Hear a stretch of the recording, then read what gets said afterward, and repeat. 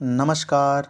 आज मैं जिस महान व्यक्तित्व पर अपने विचार प्रस्तुत करने जा रहा हूँ, वे केवल एक संत नहीं थे, बल्कि भारत की आत्मा की आवाज़, युवाओं की आशा और विश्वगुरु भारत के संदेशवाहक थे।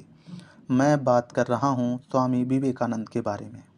स्वामी विवेकानंद का जन्म 12 जनवरी 1863 को कोलकाता में हुआ था। उनका बचपन का नाम नरेंद्र नाथ दत्त था। वे बचपन से ही अत्यंत तेजस्वी, निर्भीक और प्रश्न पूछने वाले बालक थे। उनका एक ही प्रश्न था, क्या आपने ईश्वर को देखा है? यह प्रश्न उन्हें रामकृष्ण परमहंस तक ले गया, जो बाद में उनके गुरु बने, जिन्होंने उन्हें आत्मज्ञान का मार्ग दिखाया। यहीं से नरेंद्र नाथ बने स्वामी विवेकानंद।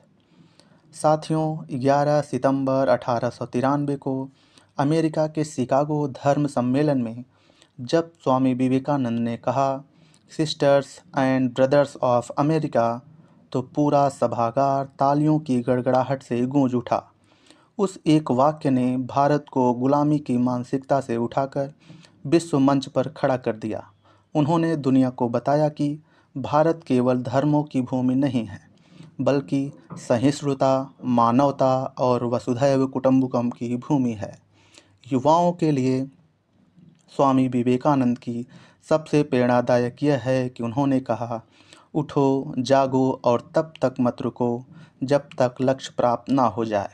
उनका मानना था कि कमज़ोर राष्ट्र का कोई भविष्य नहीं है, चरित्रहीन शिक्षा व्यर्थ है और आत्मविश्वास ही सफलता की पहली सीढ़ी है।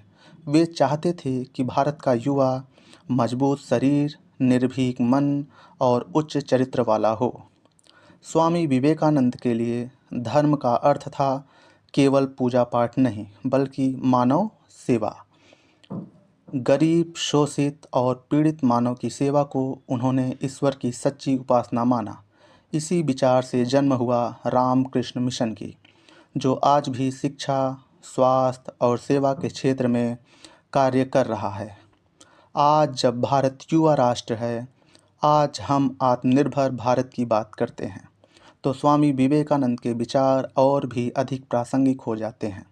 वे हमें सिखाते हैं आत्मगौरव, आत्मविश्वास और राष्ट्रभक्ति।